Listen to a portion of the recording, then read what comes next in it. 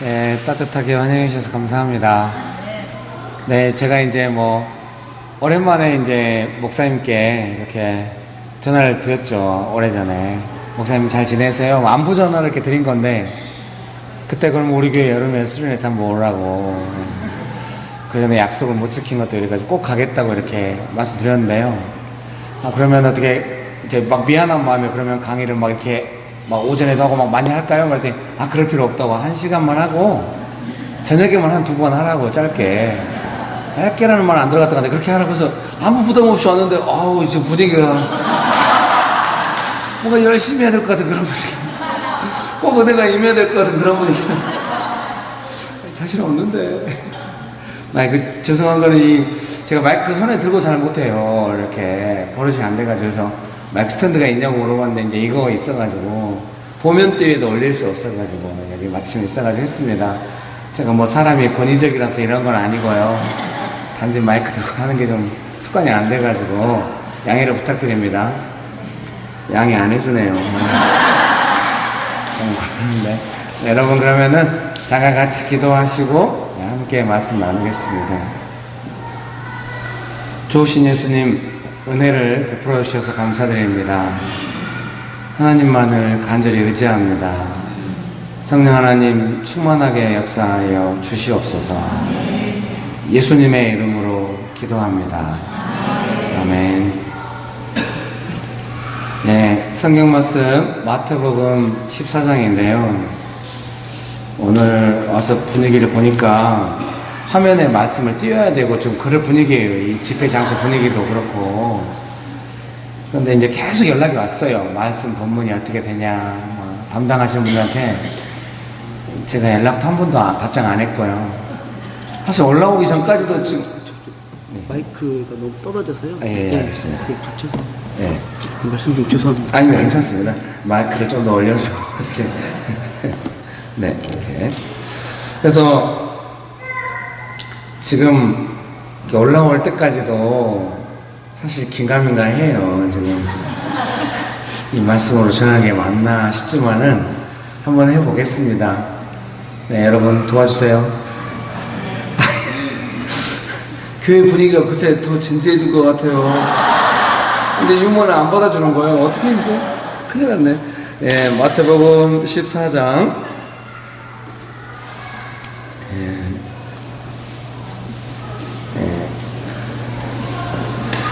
28절에서 31절 말씀까지 제가 읽어드리겠습니다.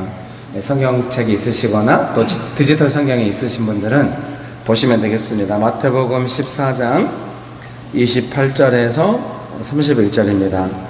베드로가 대답하여 이르되 주여 만일 주님이시거든 나를 명하사 물 위로 오라 하소서 하니 오라 하시니 베드로가 배에서 내려 물 위로 걸어서 예수께로 가되 바람을 보고 무서워 빠져가는지라 소리질러 이르되 주여 나를 구원하소서 하니 예수께서 즉시 손을 내밀어 그를 붙잡으시며 이르시되 믿음이 작은 자여 왜 의심하였느냐 하시고. 아멘.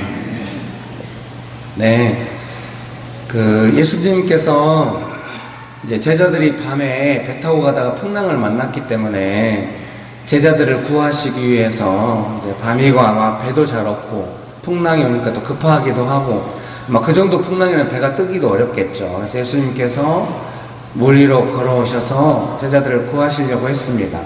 그때 이제 제자들이 예수님인 것을 알아보고 특별히 베드로가 자기도 이제 물 위로 걸어서 예수님께로 가게 해달라고 한 겁니다. 무슨 의도로 그랬는지는 모르겠어요. 그런 말 할 정신이 없을 것 같은데 물 위로 걷게 해달라고. 그래서 이제 근데 의도가 나쁘진 않았나 봐요. 예수님께서 오라고 하신 거 보니까. 그래서 이제 베드로가 가다가 본문에 보시다시피 물에 빠졌어요. 그러니까 물에 빠진 베드로를 예수님께서 건져주시면서 하시는 말씀이 믿음이 작고 의심이 생겨서 물에 빠졌다. 이렇게 말씀하신 겁니다. 이런 예수님의 말씀에 대해서 좀 저는 이런 부분이 베드로의 위대한 점이 아닐까 생각을 하는데요. 예수님은 이제 베드로가 물에 빠진 것이 믿음의 문제다. 믿음이 작고 의심이 생겨서 물에 빠진 거다. 이렇게 말씀하신 것을 아마도 베드로는 받아들인 것 같아요. 자신의 믿음의 문제로. 저 같으면 받아들이기 힘들죠.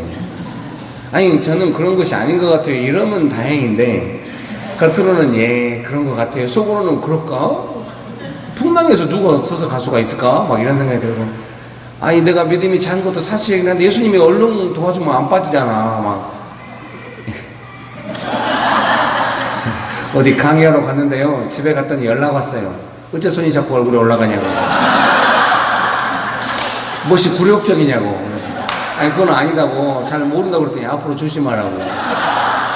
그래서 알겠다고 혼자 곰곰이 생각해봤어요. 어째 손이 올라갈까. 처음에는 잘 올라간 줄도 몰랐어요. 하도 많이 지적하길래 알았어요. 네, 곰곰이 생각하다가 첫 번째 드는 생각은 설교가 잘 안 풀리면 당황하면 손이 올라가요. 오늘은 거의 안 올라가요. 어우, 청소년 캠프 가면 일하고 설교해야 돼, 일하고. 그래서 이제 제 믿음의 문제로 받아들이기보다는 예수님께서 얼른 안 도와주신 문제나 뭐 이렇게 생각을 많이 할 염려가 있어요. 또 우리도 물론 우리가 무리를 걷거나 이러진 않아요. 그런데 이제 우리의 삶에 어떤 문제가 발생했을 때 그 문제에 대해서 나의 믿음은 어떠한가 이렇게 돌아보기가 쉽지 않아요. 대부분은 왜 예수님이 안 도와주실까 이렇게 하면서 조금 믿음이 연약해지고 좀 자신만의 추측으로 가는 경우가 많이 있거든요. 예수님께서는 베드로가 이게 사실 어떤 삶의 문제보다도 무리를 걷다가 빠진 것이 베드로의 믿음의 문제라고 하는 것은 훨씬 용납되기가, 이해하기가 쉽지 않은 문제예요. 아니, 누가 무리를 걷겠어요. 다 빠지지. 안 빠지려면 예수님이 얼른 도와주셔야 되는데, 물에 빠져서 이제 건져주시긴 했지만은, 얼른 어찌 안 도와주셨을까? 이런 생각으로 가기가 쉬워요. 근데 베드로는 예수님의 말씀대로 자신의 믿음의 문제로 이거를 받아들인 것 같아요. 나중에 베드로는 놀라운 믿음의 사람이 됩니다. 사도행전 3장에 보면은 나면서부터 다리가 아픈 사람을 믿음으로 고치잖아요. 안 고쳤네. 이러면 곤란한데. 여러분, 늘 이럴 때마다 쓰는 유머예요. 옛날에 어떤 교회 정교연 수련회 왔거든요. 아주 오래전에. 앞에 중고등부 학생들한테 얘들아, 사개오라고 들어봤니? 일본 사람이에요? 막 이래요. 상당히 당황했던 게 있어요. 여러분, 베드로가 이렇게 막, 베드로 사도가 막 이렇게 나면서부터 다리가 아픈 사람을 막 은과 금은 내게 없고냐, 나사렛 예수의 이름으로 일어나 걸어라 해서 막 고치잖아요. 어마어마한 믿음의 소유자가 된 거죠. 뭐, 저희 같으면은 일어나 걸어라! 근데 안 걸어버려. 아, 그럼 얼마나 창피하겠어요. 미리 말을 못해. 근데, 베드로는 어떤 믿음이 있었는지 모르지만 딱 해가지고 어떤 믿음을 따라서 예수님께서 역사하셔가지고 예수님께서 고치시는 것을 볼 수가 있습니다. 사랑하는 성도님 여러분, 이렇게 베드로처럼 우리의 믿음도 성장하는 줄 믿습니다. 옆에 분들에게 한마디씩 합시다. 당신의 믿음은 성장하고 있습니다. 예, 분위기 좋네요. 한 번 더 하실 때는 당신은 믿음의 사람입니다. 그 표정에 네가 믿음의 사람이요? 막 이런 식으로 하면 안 됩니다. 이제 저 믿음으로 딱 말을 해줘야 됩니다. 한 번 더 하겠습니다. 하나님께서 당신의 믿음을 기뻐하십니다. 네, 아멘. 네, 믿으십니까? 그래서 이제 베드로가 물에 빠진 것에 대해서 예수님께서 이렇게 믿음의 문제다 이렇게 말씀하실 때 우리가 한 가지 이 말씀을 보면서 좀 적용하고 또 생각하고 싶은 것은 내 삶에 어떤 문제가 일어났을 때도 나는 이런 내 삶의 문제에 대해서 나의 믿음은 어떻게 되고 있나 이런 어떤 자신의 믿음을 돌아보는 그런 은혜가 필요한 줄 믿습니다. 그래서 이제 그 30절에 보면은 베드로가 바람을 보고 무서워서 빠졌다고 이렇게 말씀하세요. 그래서 30절 말씀과 31절 말씀을 이어서 이제 이해를 해보면은 바람을 보고 무서워가지고 믿음이 약해지고 의심이 생겨서 물에 빠진 것이다 이렇게 이해가 됩니다. 그래서 우리가 여기서 좀 분별할 수 있어요. 바람을 보고 무서워하는 마음이 좀 더 이렇게 크면은 내가 지금 믿음이 약하구나 좀 이렇게 이해하면 되겠어요. 다들 표정이 어디가 바람이 부냐. 그래서 이제 어떤 삶의 문제가 딱 닥쳤을 때 그 삶의 문제가 주는 마음이 있잖아요. 좀 힘든 마음이겠죠. 문제니까 그 힘든 마음이 더 큰지 아니면은 예수님을 신뢰하는 마음이 더 큰지를 딱 비교해 봐가지고 예수님을 신뢰하는 마음이 더 작고 상황이 주는 마음이 더 크다. 그러면은 조금 내가 믿음이 연약하구나. 이렇게 이해를 하고 어떤 문제가 어떻게 돼야 되겠다 뭐 이렇게 기도하는 것도 소중하지만은 아울러서 이 문제에 대한 나의 믿음이 좀 강건해지도록 자신의 믿음을 좀 이렇게 해가지고 믿음의 선한 싸움이 필요한 줄 믿습니다.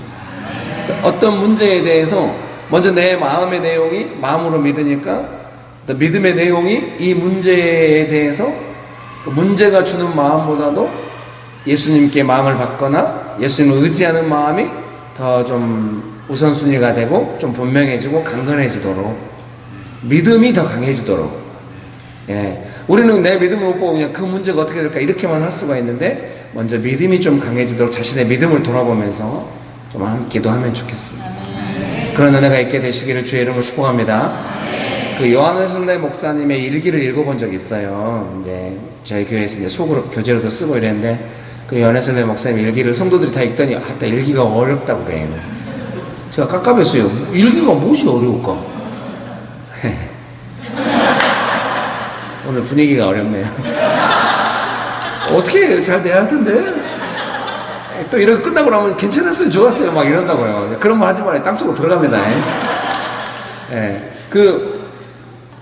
요한회슬레 목사님이 이렇게 이제 그 대서양을 건너서 배 타고 다닐 때 막 배가 파도가 치면은 배가 너무 흔들리니까 그때마다 너무 무서웠다는 거예요.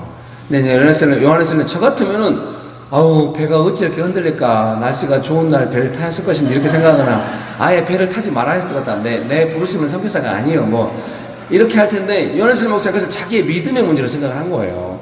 나는 왜 이렇게 믿음이 연약할까. 그래서 제 생각에 어떤 사람이 하나님의 은혜를 많이 입으면은 자신의 믿음의 문제를 고민한다고 생각해요. 내 믿음이 어떠한가에 대한 진지한 고민이 있다고 생각합니다. 요한회슬레 목사님 일기를 저 뒷부분에 가서 읽어보니까 나중에는 막 돛대가 부러지고 배가 표류해도 자기가 두렵지 않았다고 이렇게 고백하는 장면이 나오더라고요. 믿음이 좀 삶의 구체적인 문제 속에서 성장해 가는 것 같습니다. 여러분 믿습니까? 그러니까 우리가 성경의 믿음 말씀하실 때는 아브라함의 믿음으로 말씀하시거든요. 아브라함이 믿음으로 이삭을 낳았다. 이 내용으로 믿음을 설명해요. 예, 어떤 믿음이라고 하는 것은 삶의 구체적인 문제 속에서의 예수님을 믿고 의지하는 삶의 내용인 것 같습니다. 여러분 믿습니까? 그래서 삶의 구체적인 문제에 대해서는 그냥 그 문제로만 이해를 하고 주일날 교회 갈 때만 믿음이 생각나고 이러면은 좀 안 되겠어요. 삶의 구체적인 문제 속에서도 예수님 믿는 믿음으로 이 문제를 어떻게 감당하려고 애를 써야 하겠죠. 여러분 믿습니까? 네, 그런 은혜가 있게 되시기를 주의 이름으로 축복합니다. 축복합니다. 제가 저희 교회 이렇게 성도님들께 막 그렇게 한 거예요. 여러분 급할 때 찾는 게 하나님의 뜻이 아닙니다. 그랬더니 다들 당황해요. 그럼 언제 찾는 것이 하나님의 뜻이냐? 저를 쳐다보는 눈빛이 그렇게 물어보는 것 같았어요. 그래서 뭔가 설명이 필요하구나. 당연히 받아줄 줄 알았는데 그래서 여러분 안 급하고 내 힘으로 할 수 있는 건 다 내 힘대로 하고 내 힘대로 안 되는 급한 일을 생겼을 때만 하나님을 찾으면 좀 이상하다고. 다들 표정이 그런 것 같긴 한데 그것이 구체적으로 무엇이 문제냐 이런 느낌에 이제 제가 한 번 더 설명을 했어요. 내 힘대로 안 되고 내 힘대로 할 수 있는 건 다 내 힘대로 하고 내 힘대로 안 되는 것만 당황해가지고 내 힘대로 내가 원하는 대로 되게 하려고 되게 해달라고 하나님의 뜻을 구하면은 조금 너무 나 중심적이라고. 평상시에든 중요할 때든 좀 하나님의 뜻을 구하고 하나님을 믿고 의지하면서 삶의 문제를 풀어가야지 평상시에 하나님의 뜻 별로 안 찾고 믿음 없이 내 힘대로 할 수 있는 거 내 마음대로 하다가 내 능력으로 안 되는 문제만 갑자기 하나님께 들고 나가면 거기에 어디에 믿음이 있고 하나님과 동행하는 삶이 있겠냐고. 매사에 하나님을 의지하고 하나님의 뜻을 받고 이렇게 하나님의 도움받아서 살아야 된다고 했더니 다들 이해는 하는데 어렵다는 표정이.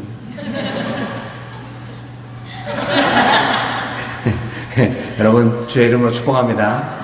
그래서 삶의 구체적인 문제 속에서 좀 이렇게 믿음을 생각하고 믿음이 강건해지시기를 주의 이름으로 축복합니다. 축복합니다. 저도 막 자비량으로 지금 교회 개척해가지고 좀 그래도 정말 새로운 교회 보니까 부럽네요. 옛날에 왔을 때에 비해서 훨씬 부흥됐네. 애기들이 바글바글하네. 그러면 그 애기들의 부모들이 있겠죠. 옛날에 새로운 교회 왔을 때 이 정도는 아니었던 것 같은데 그새 이렇게 부흥돼가지고 부럽네. 저희는 줄어들어요. 웃어줄 줄 알았는데, 아, 그렇구나. 너무 다큐로 받는 거 아니에요. 네, 여러분, 네, 주 여러분을 축복합니다. 네, 그래서 이제, 제가 이제, 교회에서 사실 사례를 받을 수가 있는데, 저희 아는 후배들이 왔어요. 좀 사역이 잘 안 풀린 동생들한테 오라고 했어요. 근데 다 신학을 하고 이제 교회에 왔으니까 전도사가 돼야 돼요. 이제 그 친구들 사례하다 보니까 제가 받은 사례는 없어요. 지금도 교회 재정에 비해서 과도하게 사례가 나가고 있어요. 들어오는 재정에 반이 넘게 사례가 나가고 있어요. 성도들이 말은 안 하지만 기분이 별로 안 좋으신 것 같아요. 제가 얼마나 눈치 보는지 몰라요. 뭐 하나 쓰는데도 막 양해를 구하고 막, 아우, 미안해 죽겠습니다. 제가 간절히 기도하고 있어요. 얼른 부흥되게 해달라고. 동기가 안 좋은 것 같아요. 사례 받으려고 부흥되게 해달라고. 뭐 말만 하면 다 다큐가 돼가지고 상당히 부담스럽네요. 나중에 그런, 김길 목사가 변했다고 막 이런 거 아니에요. 네, 여러분 도와주세요. 네, 주의 이름으로 축복합니다. 그래가지고 이제 재정을 여전히 하나님께 구하는데 아우 막막한 것 같아요. 옛날보다 더 애들이 이제 저희 아이들이 이제 고등학생 되고 이러니까 인생에 이런 날이 올 줄 몰랐어요. 고등학생을 둘이를 기르면서 이렇게 살아야 되는 날이 올 거라고 생각 못했습니다. 어려서는 돈을 안 쓰면 안 쓸 수가 있는데 고등학생이 둘이나 되니까 뭐 안 쓴다고 안 써지는 게 아니에요. 그러니까 재정에 대한 압박감이 훨씬 심한 거예요. 근데 뭐 기반이 없고 뭐가 없으니까 늘 이제 하나님께 재정을 구하고 이렇게 했는데 지난 몇 년 동안에는 재정이 더 어려웠던 것 같아요. 그래가지고 이게 좀 그래서 재정이 어려울 것 같으면 이렇게 이제 한 자비량으로 한 20년 이상 사니까 이렇게 재정이 넉넉할 때도 있고 재정이 어려울 때도 있어요. 자비량으로 사는 게 좋아요. 저도 제가 저희 교회에서 얼마나 눈치 안 보고 담대한지 몰라요. 막 제가 하고 싶은 소리 다 해요. 성도들이 더러워서 못 얻겠다 그래요. 죄송합니다. 이런 용어를 쓰면 안 될 것 같아요. 저한테 이제 막 참아주고 받아주긴 해요. 근데 죄송합니다. 갑자기 집에 가고 싶은 것 같아요. 그래서 교회가 이렇게 부흥돼가지고 이렇게 분위기가 꽉 짜여있어요, 이렇게. 여러분, 감사합니다. 근데 자비라는 삶이 자유롭고 좋긴 좋은데, 이게 다 좋다가 어려울 때 뭐냐면, 돈이 어려울 때 어려워요, 이렇게. 제 마음에, 제 삶을 제 마음대로 살 수 있다면은, 이 자비량으로 사는 삶을 제일 먼저 바꾸고 싶어요. 제가 언젠가, 교회가 부흥되면 한꺼번에 받을 생각이에요. 아닙니다. 그래서 이제 재정이 어려우려면 한 2, 3년 전부터 어렵다는 느낌이 와요. 이제. 그 주기가 있거든요. 그러면 막 새롭게 어렵고 마음이 너무 괴로워요. 막 시달리고 막 하루 종일. 네, 옛날 같으면은 재정이 어려우면은 마음이 초조해지니까 막 신입간사하고 막 간사하고 이럴 때 저는 간절히 기도해요. 막 차비가 없으면 되게 좀 시달리거든요. 그래서 하나님 재정을 보내주세요. 막 간절히 기도하면 확실하게 응답이 와요. 돈을 보내셨다니. 은행에 가보면 안 왔어요. 그럼 막 열받아가지고 도대체 누가 불순종하고 있는 것일까 막 누군지 모르는데. 네, 그래 좀 초조했어요. 지금도 초조한 건 비슷한데 뭐가 바뀌었냐? 재정이 없으면 어떻게 할까? 막 하루 종일 시달리다가 재정이 없는 것보다도 없을 것 같은 느낌이 들면서 시달리는 게 훨씬 괴로워요. 예방주사 맞기 전에가 더 무섭잖아요. 맞으면 사실 별거 아닌데 맞고 나면 뭐 끝난 거고. 너무 하루 종일 시달리다가 제가 이제 무슨 생각이 하냐면 마지막에 거의 하루 종일 시달리다가 마지막에 내린 결론이요. 재정이 어려우면 어떻게 할까? 방법이 있나? 예수님한테 가야지. 이렇게. 옛날에는 뭔가 재정이 어려우면 재정을 만들어낼 방법을 막 찾고 초조해하고 이랬는데 지금은 재정이 어려우면 예수님께 가야 된다. 근데 이게 이제 믿음이 조금 생긴 것 같긴 한데 여전히 막막한 게 어떻게 돈이 올랐는지 알 수가 없어요. 좀 20년 이상 자비량으로 살았으면 따닥따닥딱 이렇게 하면 온다 이래야 되는데 그게 아니에요. 언제 어떻게 올지 모르니까 기다려야 되고 그래서 믿음으로 사는 삶이 좀 힘들어요. 이렇게 오래 기다리면 늦게 응답돼. 많이 기도하면 조금 응답돼요. 좀 약간 상처 비슷하게 그렇게 있었습니다. 어쨌든 제 삶을 제 스스로 생각할 때 좀 그나마 성장했다고 생각하는 거는 어려움이 올 때 인간적인 방법을 찾는 것이 아니라 예수님을 더 의지하는 그런 상황으로 나아가는 것에 대해서 좀 감사하게 생각하고 있습니다. 마침 이 시계도 없고 이렇게 강이 버벅대다가 막 이상하게 길게 해버리는 수도 있어요. 정말 그러면 최악인데. 예. 은혜스러울수록 딱 짧고 임팩트 있고 막 이런데 벌써 임팩트는 물 건너갔죠. 어떻게? 네. 이 얘가 지금 이 설교 내용하고 맞는지 어쩌고도 잘 모르겠어요. 큰일 났네, 큰일 났어. 이제 제 아내가 셋째를 낳았어요. 파도 이야기하다가 뭔 느닷없는 셋째입니까? 이제 제 아내가 올해 45인데 이제 43세 셋째를 낳았어요. 네. 셋째가 이제 24개월, 2달 정도 됐는데요. 둘째가 고등학교 2학년이거든요. 이제 셋째를 낳았어요. 그래서 터울이 좀 있는데요. 이제 아내가 어느 날 조용히 저를 부르는 거예요. 토요일 아침에. 여보. 그래서 왜? 아내가 조용히 부를 때가 인생에서 제일 무서운 것 같아요. 왜? 그랬더니 임신이래. 그래? 너무 저는 사실 임신에 대한 공포가 있어요. 첫째 아이가 너무 어렵게 막 아동발달센터 오래 다니고 이래가지고 좀 이렇게 첫째 애 낳고 나서 7개월 후에 둘째가 들었었어요. 정말 아무것도 모르던 데입니다.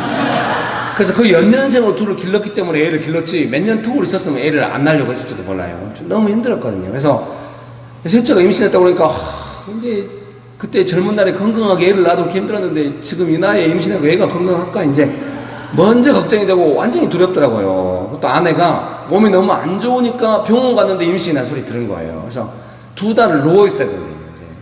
하열이 계속 있고 이래가지고 이제 교회 개척해야지, 집안일 해야지, 막 설거지 하는데 죽겠더라고요. 정적감이 몰려오더라고요. 평상시에 집안일 안 했더니 한꺼번에 하게 되는구나. 뭔가 이렇게 징계를 받고 있는 그런 느낌이었어요. 막 열심히 했는데 아내가 2달 누워있다가 2달 지나고 나서는 이제 걸어다닐 수 있게 됐어요.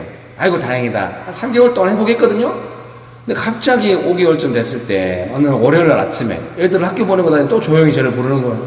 여보, 왜? 병원에 가봐야 될 것 같아. 그래서 자주 가는 산부인과를 갔더니 이제 아내가 들어가면서 여보 별일 아닐 거야 하고 잠깐 갔다 올게. 들어갔다 나왔는데 금방 나오긴 했는데 얼굴이 너무 하얘져가지고 여보 큰 병원으로 가야 된대. 근데 저희가 그때 수원에 살 텐데 수원에 제일 큰 병원이 아주대병원이에요. 그래서 이제 아주대병원을 갔어요. 그 병원이 되게 큰 병원이고 3차 병원이고 이래서 대학병원에서 문턱이 높아요. 우리 아들이 큰아이가 어려서 열성경련이라고 열이 나면 쓰러지고 그랬거든요.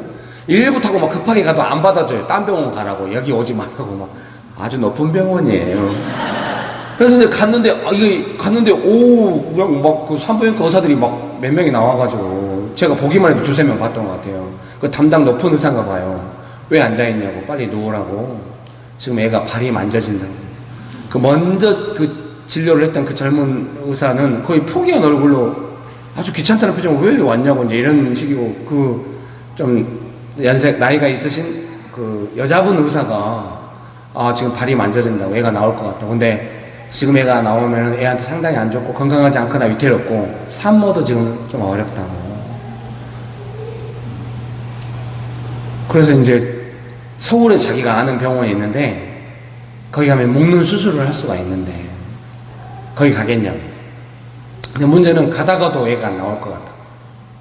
저보고 결정하라. 당황했어요. 그걸 왜 나보고 결정하라. 내가 무엇을 알아서 결정을 해. 의사가 결정해서 알려줘야 돼. 그래서 좀 되게 무섭더라고요. 그럴 때마다 되게 무서워요. 나이 50 다 돼가도 무서워. 그래서 이제 아내가 이제 침대에 누워있는데 아내 손을 잡고 간절히 기도했어요. 하나님, 우리가 어떻게 했으면 좋겠습니까? 도와주십시오. 우리를 인도해 주십시오. 간절히 기도했는데 응답이 안 와요. 급하면 응답이 안 와요. 제가 아내한테 물어봤어요. 여보, 어떻게 했으면 좋겠어? 그랬더니 잘 모르겠대. 그럴 때마다 잘 몰라요. 항상 뭔 일 있으면 저한테 물어봐요. 기도했냐고. 어떻게 응답받았냐고. 그때마다 제가 속으로만 말해요. 너도 기도 좀 해봐. 왜 맨날 나한테만 물어보냐고. 제가 정말 난감해요. 이렇게 아내는 그 순간에도 그런 생각을 했나. 나중에 이야기해요. 애가 거꾸로 섰다고. 본래가 머리가 밑에 있잖아요. 그러니까 애가 안 나오려고 거꾸로 쓴 것 같다고. 기특한 놈이라고. 강한 놈이라고. 그래서 이제 제가 믿음으로 말했죠. 그 순간에 입에서 튀어나왔어요. 서울로 갑시다.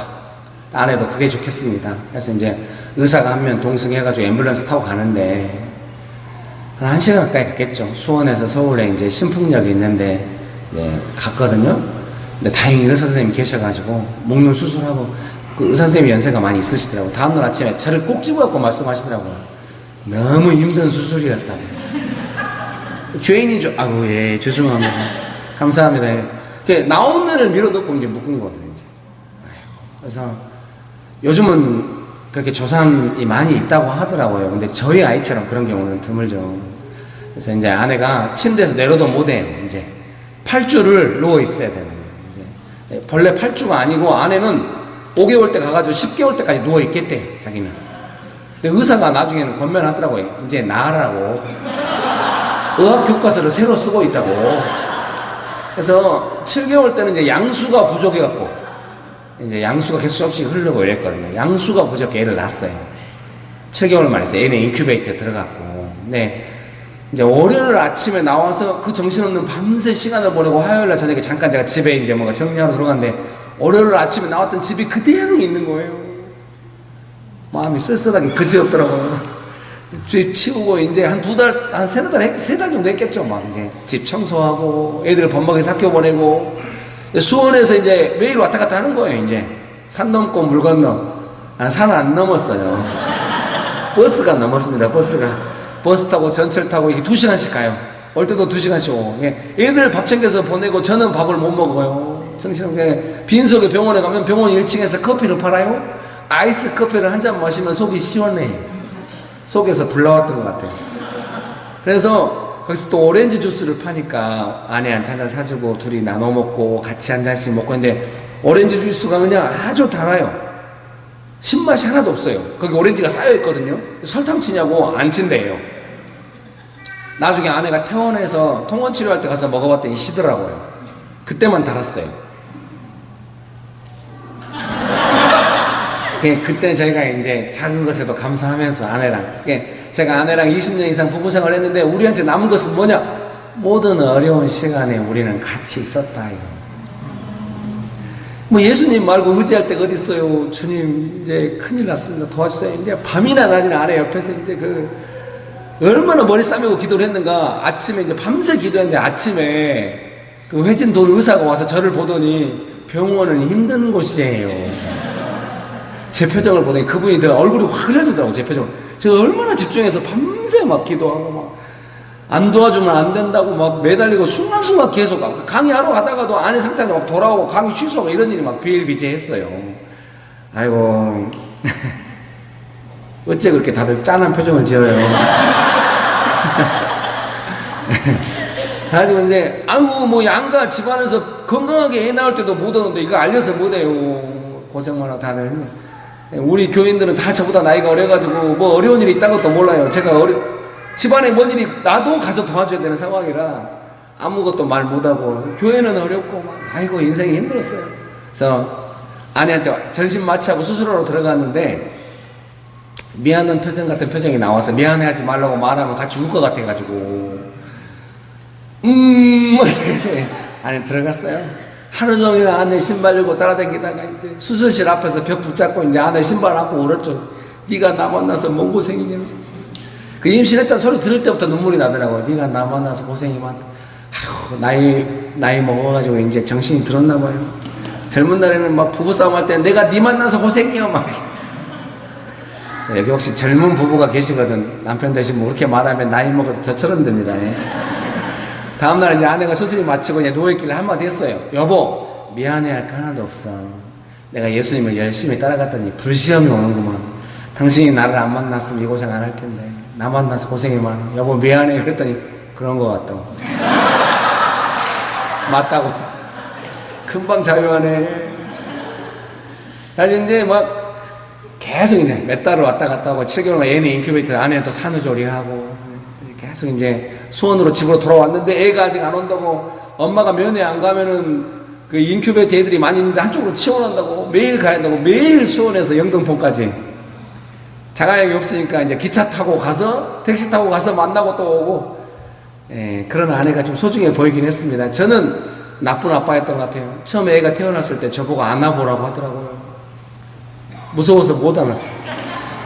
아이고 나는 괜찮다고. 간호사가 되게 이상한 표정을 펼치더라고. 아니 만지면 어떻게 될 것 같아 또. 아니면 더 아플 것 같다고. 나중에 안 아프겠다. 무서웠습니다. 분위기가 되게 안 좋아져요.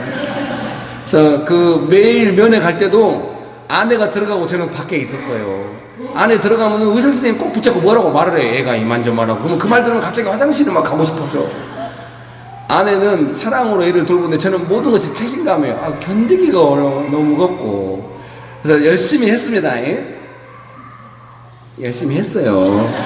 여러분, 다들 표정이 우리도 열심히 듣고 있다. 감사합니다. 네, 우리 옆에 분들에게 한 번씩 할까요? 열심히 합시다. 아이고 착한 성도님들이요 막 다 받아줘. 여러분 감사합니다. 제가 마음에 이렇게 즐거운 마음을 안고 그럴 여유가 너무 이제 괴롭겠어요. 나중에 이제 거기 간호사님들 의사 선생님들한테 한 거기 1층에 카페에 있는 땡큐 카드를 다 썼어요. 50장 가까이 뭐 20몇 장 그 돈을 미리 다 지불했어요. 그 카페에서 모든 음료 한 잔, 어떤 음료든지 한 잔 마실 수 있게. 예. 그렇게 해가지고 이제 퇴원을 했는데 얼마나 이제 재정이 힘들어요. 돈이 많이 들기도 하고 간병인도 쓰고 이랬으니까 이제 막 예, 돈이 많이 들기도 하고 하루 종일 이제 있는 간병인을 썼거든요. 2달을 가까이 쓰니까 이제 2달 쓰니까 제도 많이 들고 또 재정을 벌어야 되는데 강의를 다 취소해갖고 못 벌고 그러니까 재정이 많이 힘들었고 특별히 12월 달은 본래 가난한 달이에요. 교회마다 자체 행사가 많아가지고 강사를 안 불러요. 본래 가난한데 그 해는 얼마나 가난했겠어요. 그래서 근데 다행히 12월 달에 서울에 명동의 영락교회에서 청년부에서 제가 강의를 무려 3번이나 부른 거예요. 완전 땡큐죠. 아우 강의하러 갔더니 막 제가 좋아하는 김밥이랑 막 맥심 커피랑 막 쌓여 있는 거예요. 맥심 커피를 마셔봤더니 그렇게 맛있어요. 제가 맥심 커피를 먹어봐가지고 맛있으면은 내가 상태가 좋구나 그렇게 생각하거든요. 제가 상태가 안 좋고 마음이 높으면은 스타벅스 커피도 맛없다고 막 이래요. 마음이 가난하면은 맥심 커피가 그렇게 맛있어요. 어디 가서 이야기했더니 자기는 항상 맛있다고. 맛있겠죠? 이 맥심 커피를 맛있게 먹으면서 밖에 지나가는 차를 바라보면서 속으로 제가 기도했어요. 이제 강의 전에 항상 기도하고 있잖아요. 이렇게 기도하는데 갑자기 제 마음에 그런 생각이 드는 거예요. 기라, 기뻐할 수 없냐? 이런 마음이 들었어요. 좀 당황했어요. 상황이 너무 힘들 때 간절히 예수님 의지하면서 그 상황을 견디긴 했는데 아이고 기뻐하지는 못했어요. 정말 예수님의 도움을 받기 위해서 믿음으로 여기서 믿음 놓치면은 안 된다. 간절히 예수님께 아주 집중해가지고 그러게 했는데 거기서 기뻐할 수는 없었죠. 정말로 막 위태위태요. 아 중간에 또 암인 것 같다고 막 이래가지고 아내가 막 주저앉아서 울고 막 이러니까 아야 의사 말을 100% 다 믿지 마라. 예, 좀 기도하자 이렇게 했는데 나중에 또 아니라고. 이제 막 별 이유가 없는데 갑자기 얘가 나오고 막 이러니까 혹시 암이 아니냐고. 그 다 그런 거 검사 다 했는데 임신 초기에. 근데 뭐 그런다고 해가지고 이제 젊은사들이 한마디 던지고 가도 막 엄청 우리는 무섭죠. 막 아내는 막 앉아서 왜 내 인생은 이러냐고 그런 말이 아 여보 그러면 안 돼. 따뜻하게 안고 막 위로하고 간절히 근데 거기서 기뻐하겠어요. 정신이 하나도 없는데 간절히 믿음으로 예수님 의지하겠는데 기뻐하지 못했는데 기라 기뻐할 수 없냐 이런 어떤 마음이 딱 들 때 제 안에 무슨 생각이 들었냐면요. 상황이 어려우니까 기뻐할 수는 없는데 그 어려울 때 예수님 더 가까이 오시니까 예수님 때문에 기뻐할 수 없냐 뭐 이런 마음으로 좀 이해가 됐어요. 굳이 이제 설명을 하자면은 제가 어려울 때 예수님이 가까이 오시는 눈에 안 보여서 문제죠. 예. 오시면은 제가 이제 아마 이렇게 대할 것 같아요. 예수님 오셨어요. 지금 아시죠? 너무 어려운 상황이에요. 도와주세요. 이 정도 했던 것 같아요. 만약에 제가 좀 더 믿음이 있었으면은 예수님 감사해요. 오셔서 너무 기뻐요. 예수님밖에 없습니다. 이렇게 하면서 예수님 너무 위로가 돼요. 막 이렇게 했어야 되는데 너무 진지하게 오셨어요. 지금 상황이 이만저만해. 옛날에는 심각했죠. 저도 상황이 어려우면 예수님 오시고 이거 어떻게 되는 거예요? 어떻게 돼요 이거? 그러면 이제 제 생각에 예수님께서 내가 너를 위해 피를 흘렸다. 그러니까 피를 흘리셨는데 이것은 어떻게 되냐고요. 이거 빨리 안 되면 다 의미 없어요. 막 이런 식으로 예수님을 대하면 안 되겠어요. 저도 옛날에 그러긴 했는데요. 이번에 근데 제가 이제 이런 일을 겪으면서 깊이 깨달은 거는 어려울수록 예수님 더 가까이 오신다. 예수님과 함께 있는 거다. 예, 그 순간에 예수님은 더 소중해진다. 예수님 저를 더 소중히 여기시니까. 근데 어려우면 마음이 어려워져 버렸고 아무 생각도 안 나버리고 막 예수님이 안 계신 것 같고 이러면 좀 믿음이 좀 연약한 것인 것 같고요. 어려운 중에도 예수님을 향하여 마음이 특별하고 이런 건 중요한 것 같아요. 여러분 믿습니까? 예, 그래서 제가 딱 이제 생각이 들어가지고 예수님 때문에 기뻐해야겠다 막 이런 생각을 갖게 되었습니다.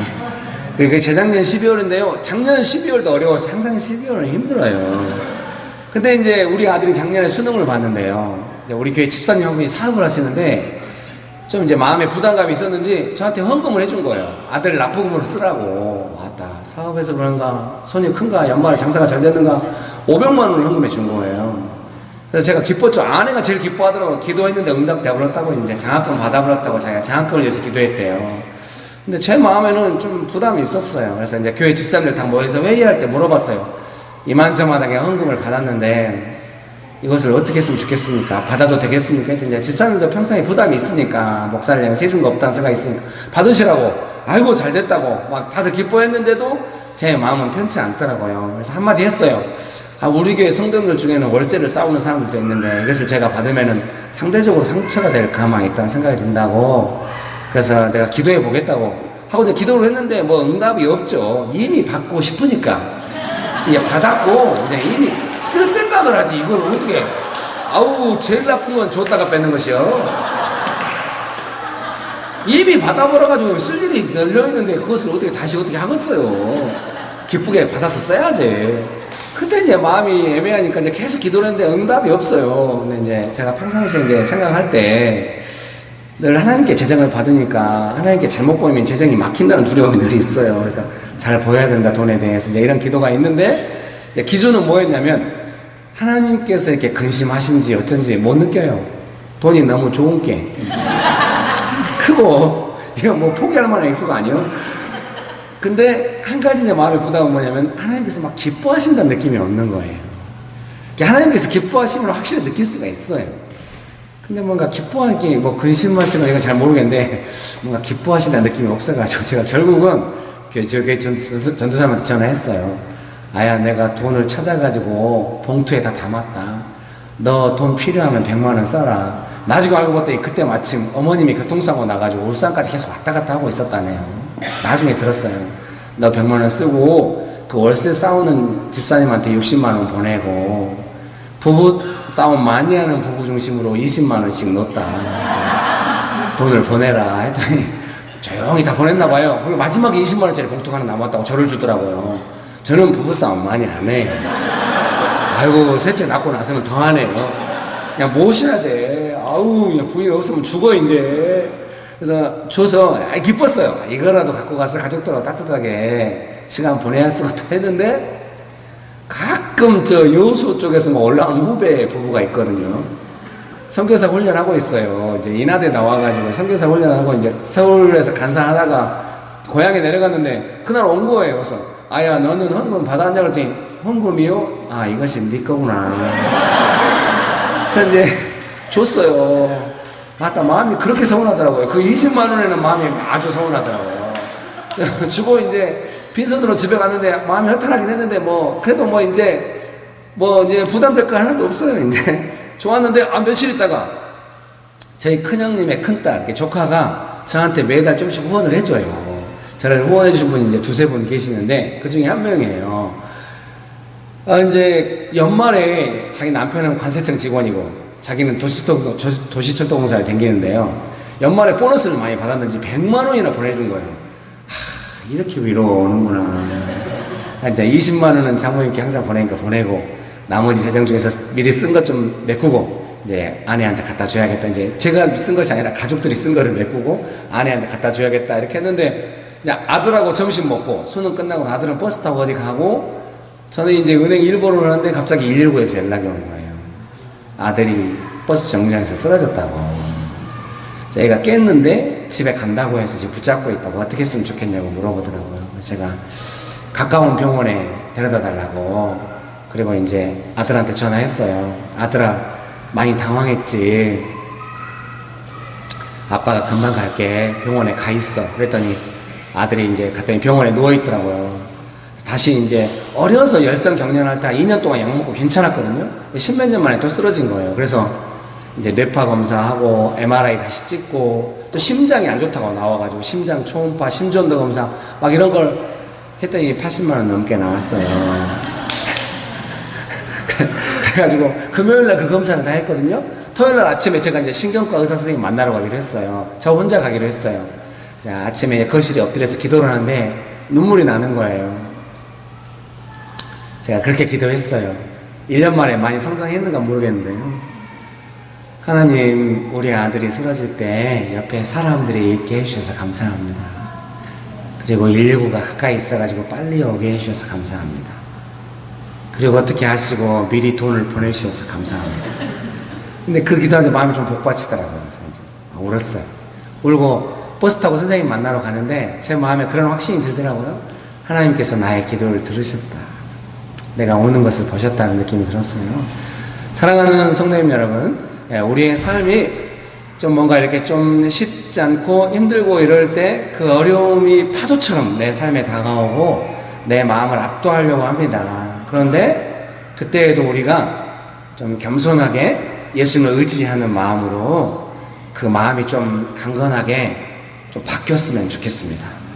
예, 막 어떤 사람이 나는 파도를 못 느껴보려 그러면은 상당히 무섭죠. 이 사람은 못하는 사람일까 싶어요. 우리는 다 인간이라서 오감을 통해서 그 파도와 바람을 느끼고 그러니까 무섭죠. 그러니까 본래 인간이 믿음을 갖기 쉬운 존재는 아닌 것 같아요. 아니 물 위에 서가지고 밑이 얼마나 비행기만 타도 밑이 하찮으면 죽겠는데 중국 그 지하교회 강의하러 간 적이 몇 번 있었는데 국내선을 타고 이동했는데 그런 건 처음 봤어요. 비행기가 얼마나 흔들렸는지 스튜어디스가 쓰러졌어요. 무슨 나눠주다가 저는 처음 봤어요. 비행기 좀 타봤는데 스튜어디스가 쓰러지는 것을 처음 봤어요. 뭘 나눠주다가 쓰러져 버렸어요. 근데 중국말로 뭐라고 말이 나와요. 이게 남기류를 만나서 조심하라 이런 말인 것 같아요. 근데 그 사람이 말하다가 막 웃어요. 너무 무서워갖고 막 웃으면서 말을 해요. 근데 그 무서워하는 웃음이에요. 아이고 죽겠더라고요. 여러분 어디 가셔도 좀 국내선은 함부로 타는 것이 아닌 것 같아요. 비행기만 탔다고 그래요. 제주도 강의하러 갔는데 비행기가 착륙을 못해. 바람이 너무 많이 불어서 가라앉았다. 우 뒤에 단체관광 오신 어머니들이 막 죽겠어요. 내려서 잊어버렸고 서울로 올라오려고 주일날 사역해야 되니까 토요일날 반드시 올라와야 되는데 태풍이 30km까지 와 있다는 거예요. 그 비행기 마지막 비행기 탔어요. 뜨자마자 얼마나 흔들려요. 아주 암담한 멘트. 기장님이 말을 해요. 이 비행기는 김포공항에 도착할 때까지 계속 흔들리겠습니다. 자리를 떠나지 마시고 앉아 계세요. 머리를 써가지고 창밖을 보니까 구름이 세게 몰려올 때마다 비행기가 흔들리는 것 같아요. 구름이 몰려올 때마다 간절히 주여 도와주세요. 그때는 급할 때도 응답을 받은 것 같아요. 응답이 아닌지도 모르는데요. 주여 도와주세요. 응답에 제 느낌에는 훈련해야 돼. 막 이러는 도와줄게. 안 흔들게 해줄게. 이런 응답이 와야 되는데 나중에 비행기 탈 때마다 흔들릴 때마다 제가 점점 더 강건해져가지고 나중에 이제 비행기 타고 흔들려도 제가 서 있는 제 자신을 봤어요. 물론 지금도 비행기 흔들리면 의자를 꽉 잡아요. 그 흔들리면 의자 꽉 잡아서 못 할 것입니까? 그거. 믿음이 계속 성장하고 있는 중이에요. 여러분, 예, 주의 이름으로 축복합니다. 축복합니다. 예, 그러면 여기서 잠깐 쉬었다 해야 쓰겠네. 그러지 말까요? 빨리 끝낼까요? 아, 예. 분위기가 쉬지 말자는 분위기예요. 그러면 5분만 쉽시다, 5분만. 예, 5분만 쉬었다가 강의가 지금 뭐든가 패턴의 변화가 필요해요, 지금. 아따, 힘드네. 알았죠? 예, 5분만 쉬었다 하겠습니다. 같이 한번 불러보겠습니다.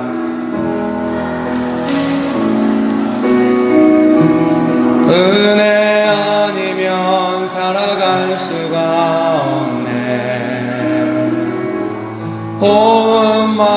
호흡마저도 다 주의 것이니 세상 평안과 위로 내게 없어도 예수 오직 예수뿐이네. 은혜 아니면 살아갈 수가 없네. 은혜 아니면 살아갈 수가 없네. 호흡마저도 다 주의 것이니 세상 평안과 위로 내게 없어도 예수 오직 예수뿐이네.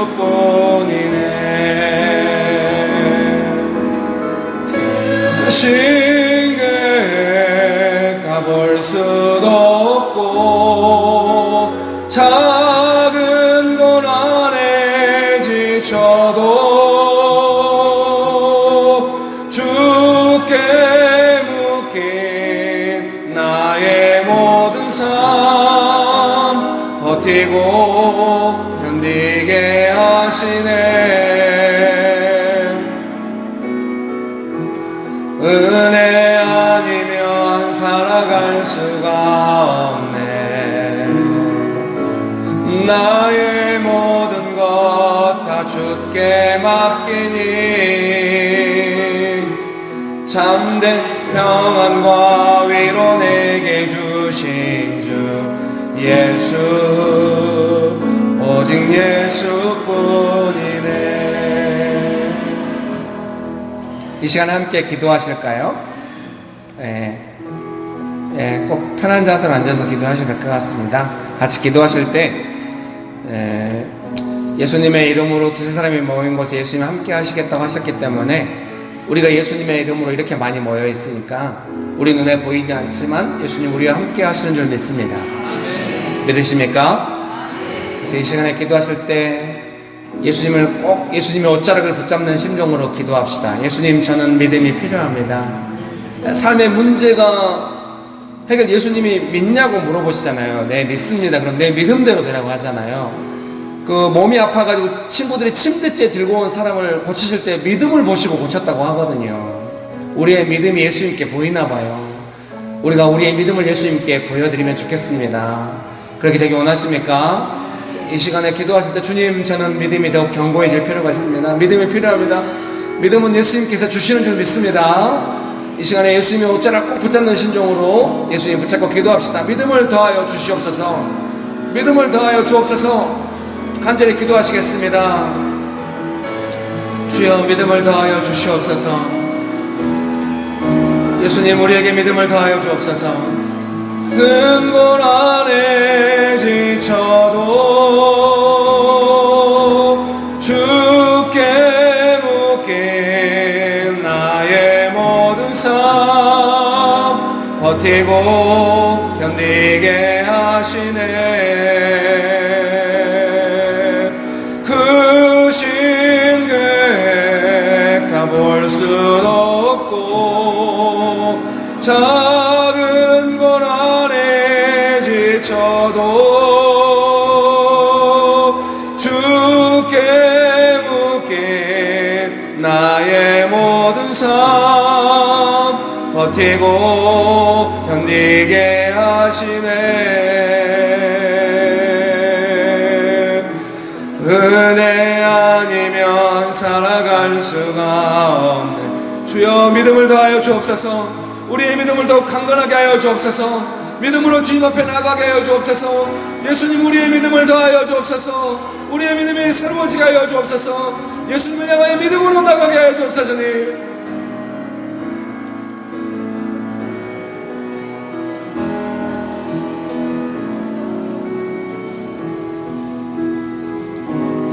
이 시간에 한 번 더 기도하실 때는 그렇게 기도하겠습니다. 여러분의 삶에 어떤 문제들이 있으실 것 같아요. 감당하기 힘든 그 문제들 예수님께 올려드리면서, 예수님, 제가 이 문제를 해결해 달라고만 기도했는데 예수님, 제가 믿음으로 이 문제를 붙잡기 원합니다. 지금은 문제의 마음을 많이 빼앗겨 있는 부분이 있는데 제가 온전히 예수님을 믿는 믿음으로 이 문제를 붙잡기 원합니다. 그렇게 기도하기 원하십니까? 문제를 예수님의 손에 올려드리시면서, 주님, 제가 믿음으로 이 문제를 붙잡겠습니다.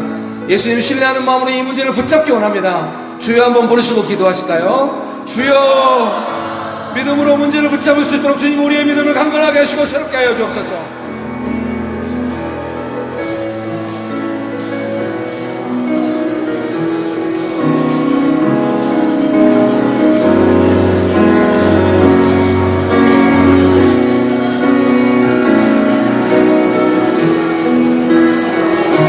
주님 믿음을 더하여 주시옵소서.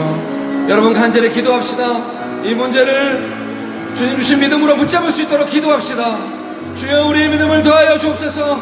강건한 믿음으로 나가게 하여 주옵소서. 문제를 붙잡게 하여 주옵소서. 문제가 우리를 붙잡는 것이 아니라 우리가 믿음으로 문제를 붙잡을 수 있도록 주여 우리의 믿음을 강건하게 하시고 새롭게 하여 주옵소서. 주님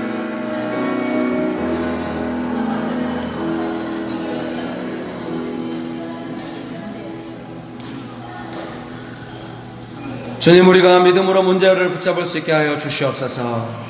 믿음을 더욱 강건하게 하여 주시옵소서. 여호와께 돌아가자.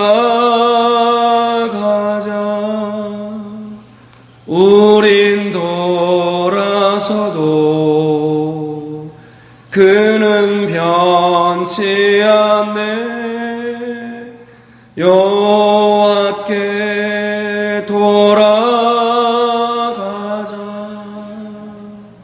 우린 넘어져도 그 사랑 영원하네. 여호와께 돌아가자.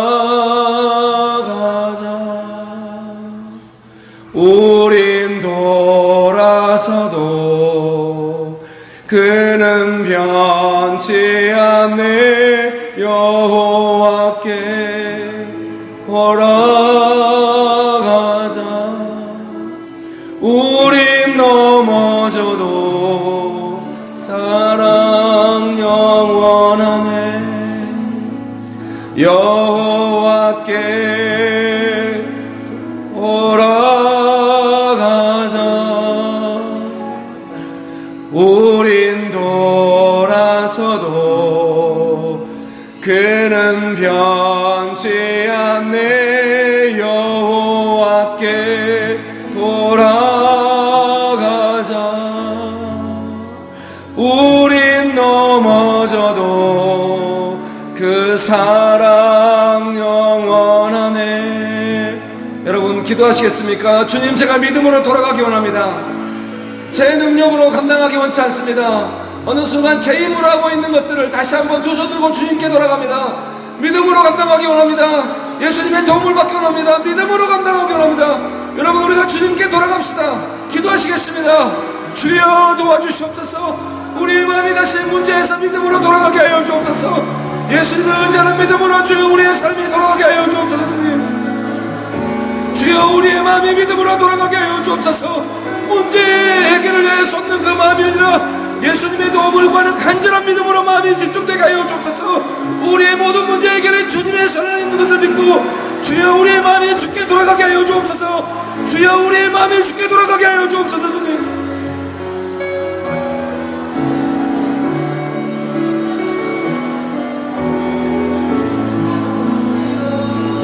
여호와께 돌아가자.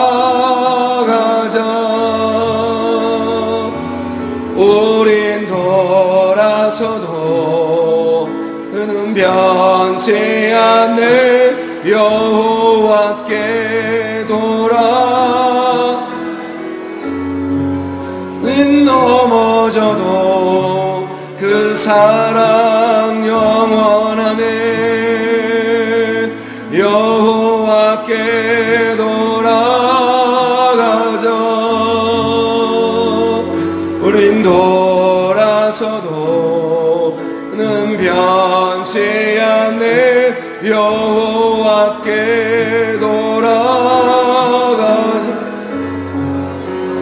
는 넘어져도 사랑 영원하네.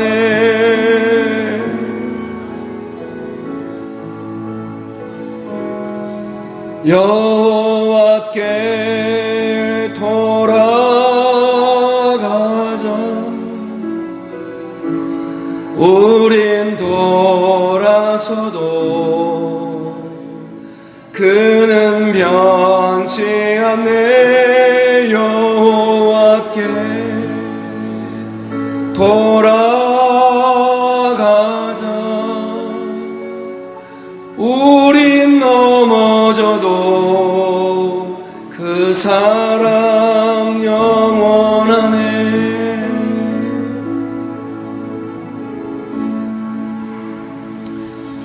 문제에 따라서 마음이 계속 가다가 예수님과 동행함을 잃어버리고 믿음 없는 마음으로, 문제에 빼앗긴 마음으로, 추측하는 마음으로, 불신의 눈으로 예수님을 바라보면 안 됩니다. 예수님, 우리 어려울 때 더 가까이 오시고 우리와 함께 계십니다. 우리의 마음이 멀리 떠나면 안 됩니다. 어려울수록 더욱 예수님 의지하고 예수님 붙잡아야 합니다. 예수님, 우리의 삶에 날마다 가까이 오셔서 감사드립니다. 예수님만을 간절히 의지합니다. 예수님의 이름으로 기도합니다. 아멘. 예, 오늘 이렇게 좀 강의가 두서가 없네. 다들 표정이 그러네요. 뭐. 그래서 양해를 부탁드립니다. 오늘 믿음에 대해서 설명하려고 했는데 기도하다 보니까 짧게 끝내야겠어요. 아니, 갑자기 왜 이래? 기도하고 나더니 다시 심하게 시작. 여러분, 주의 이름으로 축복합니다. 예, 제가 이제, 죄송합니다. 몇 주 전에 천안에 있는 대학생들한테 이제 강의하러 갔어요. 제자훈련학교에. 대학생들 훈련학교는 좀 분위기가 소박해요. 검소하고. 한마디로 말하면 가난해요. 이제 어느 때 가난하게 느껴지냐? 이 강사 간식이 가난해요. 강사 간식이 나왔는데 간사님들이 최선을 다해서 내온 거예요. 참외 몇 조각이 나왔어요. 자기들은 그거 못 먹겠죠. 보통 제자훈련학교 가면은 막 김치가 없어요. 막 단무지에다 막 밥 먹고 막 이러거든요. 근데 강사 간식이라고 참외가 자기들은 참외 안 먹어요. 저만 줬어요. 아주 얇게 잘라가지고 아주 맛있어요. 이게 하나가 아니에요. 3분의 1이나 된가. 절반이 아주 얇게 잘랐어요. 슬라이스하게. 몇 조각 나왔는데 간사님하고 같이 먹으래요. 그래서 한두 개 먹어갖고 미안해서 못 먹었더니 그 간사님이 남은 거 하나는 꼭 저보고 먹으라고 먹었는데 아주 맛있더라고요. 그 다음날 강사 간식이 나왔는데 피자가 한 조각이 나왔어요. 피자가 이만한 피자가 한 조각이 나왔는데요. 피자는 보통 두 종류의 피자가 있거든요. 예, 땡땡땡 피자, 피자 땡, 뭐 이런 피자들이 미국식 피자는 크고 두껍고 막 이렇게 토마토 소스 많이 들어가고 막 이러거든요. 이탈리아식 피자가 있잖아요. 고르곤졸라 피자, 얇고 이렇게 좀 얇고 이러거든요. 부들부들하고 좀 작고. 이탈리아식 피자였어요. 얇고 작았어요. 솔직히 말씀드리기에 간사님이 만든 피자라 피자라고 하기엔 뭐하고 개떡이 맞아요. 개떡이. 제가 산정동에 살 때 우리 어머님이 일하러 다니시니까 제 바로 위에 형하고 불대하고 밥해 먹고 살았까 형이 밥을 해줬어요. 네, 좋은 형인데 맨날 절 뒤지게 때려요. 이제 밥 할 때 그 솥단지에다가 밀가루 해갖고 붙여가지고 소금 쳐서 먹는 개떡이란 것이 있었어요. 그거하고 비슷해요. 근데 아주 맛있어요. 간사님이 만들었는데 먹었는데 3일 동안 강의를 하느라고 서울에서 이제 기차 타고 이렇게 왔다 갔다 하고 이렇게 했는데 천안역이니까 호두 과자가 많이 있어요. 제 마음에 호두 과자를 사갖고 가고 싶어요. 동생들이니까 호두 과자 10,000원어치만 사갖고 가면 영웅 될 것 같은 분위기예요. 애들랑 같이 먹을래 그러면 우와 막 이럴 것 같아요. 근데 어쩐지 못 사갖고 갔어요. 저는 사고 가고 싶은 마음이 있었는데 뭔가 좀 막힌 듯한 약간 좌절감이 들더라고요. 아, 내가 이제 돈 쓰기를 아까워하는 사람이 됐나 보다. 타락한 거 아닐까? 이런 걱정이 있었는데 어쨌든 못 사고 왔거든요. 3일째 간식은 콘칩이었어요. 간사님이 콘칩이 이렇게 투명한 비닐봉지에 6봉지 든 콘칩인데요. 카라멜 콩과 땅콩 막 이런 갑자기 과자 이야기가 쏟아지네요. 자기가 막 배낭에 리더 간사님이 배낭에 메고 와가지고 막 웃으면서 분위기가 너무 좋았어요. 따뜻하고. 근데 저는 강사라고 과일을 줬어요. 자두를 슬라이스하게 잘라서 자두. 예, 얼마나 맛있는지 어디 그 과일 가게를 그 알고 사다 먹나 어쩐가 몰라도 아주 자기들은 콘칩 먹고 저는 강사라고 자두를 슬라이스하게 바나나를 조금 잘라고 줬어요. 근데 저는 사실 콘칩을 좋아하거든요. 그래서 제가 머리 쓴 건 아닌데 그냥 같이 나눠 먹자고 과일을 그랬더니 다 맛있게 먹었어요. 미안했는지 저한테 과자를 하나 주는 거예요. 그 6봉지 과자 중에 제일 맛있어 보이는 과자를 주더라고요. 제가 조용히 말했어요. 나는 콘칩을 좋아한다고. 그래서 콘칩을 같이 나눠 먹었거든요. 근데 그날도 뭐 오늘처럼 강의가 두서가 없었어요. 3일 내내 그랬어요. 그날 뭐 예정돼 있지도 않는 막 얘가 나오는 거예요, 강의 중에. 예를 들면 제가 어느 선교지에 갔어요. 근데 사람들이 너무 배고픈 거예요. 그래서 제가 너무 마음이 아프니까 딱 아이디어를 내가지고 한국에 전화한 거예요. 목사님, 여기 너무 배고픕니다. 목사님 너무 감동하셔가지고 돈을 막 보내준 거예요. 1년치 배고픔을 해결해버렸어요. 그것도 좋겠죠. 좋은 것 같아요. 근데 제가 또 다르게 한국에 어쩐지 전화를 못하고 같이 조금 배고프기를 했어요. 다들 배고픈데 선교사만 배부르면 안 됐잖아요. 죄책감을 느끼고 같이 배고프기를 했어요. 그리고 어찌어찌 살다 보니까 예수님의 도움이 있고 은혜가 있고 이래가지고 어떻게 살았다는 내용도 괜찮은 것 같아요. 선교사님이 들으면 저는 철없는 목사가 있다고 그럴지도 모르겠어요. 근데 제가 갑자기 그런 생각이 떠올랐어요. 왜냐면요, 그날 제가 가는데 무슨 생각이 들었냐면 이미 충분히 이 안에 예수님께서 이들과 함께 즐겁게 지내고 계신데 너 끼어들 필요 없다는 마음.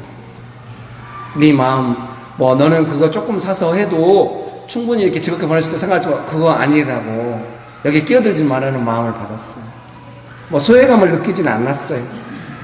돈이 굳었다는 느낌이 있었어요.